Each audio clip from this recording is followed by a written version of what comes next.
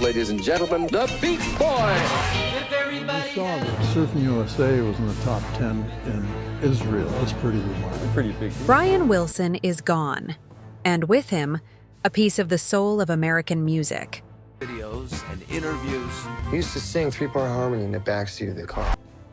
The leader of the Beach Boys, the genius behind Pet Sounds, the voice behind God Only Knows and Good Vibrations, has died at the age of 82.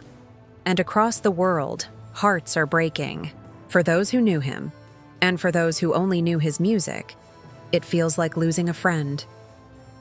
Brian Wilson wasn't just a pop star. He was a composer of feelings, a builder of worlds made from sound. Mike Love, his cousin and bandmate in The Beach Boys, said it best. Brian's musical gifts were unmatched. Al Jardine called him a humble giant, a man who taught the world how to smile without ever asking for the spotlight. That was Brian, quietly changing music forever. From Hawthorne, California, Brian formed the Beach Boys with his brothers Carl and Dennis Wilson, his cousin Mike Love, and their friend Al Jardine. They sold over 100 million records, stood toe-to-toe with the Beatles, and gave America its soundtrack. But behind the sunny melodies was a man fighting a storm. Diagnosed in 1984 as a paranoid schizophrenic, Brian battled mental illness and the aftershocks of psychedelic drug use. And yet, through the chaos, he created beauty. His masterpiece, Pet Sounds, became one of the most important albums of all time. God Only Knows still brings tears to those who hear it. His music was joy and sorrow, pain and peace, all in perfect harmony. Tributes came pouring in. Bob Dylan mourned his genius. Elton John said Brian shaped songwriting forever. Carole King called him her brother in music. John Cale of the Velvet Underground reminded us, Brian wasn't just about surf music. He brought sophistication to pop.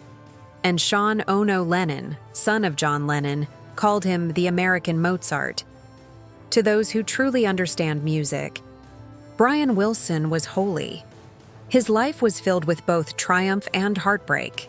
He lost his wife, Melinda Ledbetter, in 2024. They were married for 24 years and adopted 5 children. From his first marriage, his daughters Carney Wilson and Wendy Wilson carried on his musical legacy in Wilson Phillips.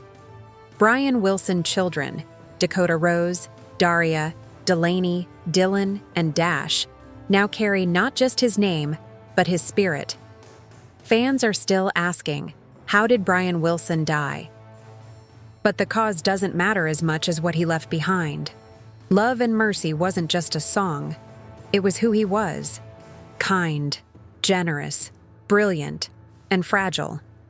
His struggles were real, but so was his light. He turned inexpressible sadness into unforgettable melodies. Mickey Dolenz said his harmonies changed the game. Gene Simmons called him a visionary, and Nancy Sinatra posted simply, "His music will live forever as he travels through the universe." Because even now, somewhere in the cosmos, the sounds of Brian Wilson are still playing. He wasn't just Beach Boys' Brian Wilson. He was the soul behind Good Vibrations, the man who gave us Wouldn't It Be Nice, the quiet mind that built a wall of sound from silence. And even though he's gone, his songs remain, in every car stereo on a summer night, in every voice that harmonizes by the ocean. Brian Wilson didn't just die, he became eternal. So when someone asks, did Brian Wilson die? You can say yes, but you can also say this: Brian Wilson lives on, in the music that taught us how to dream.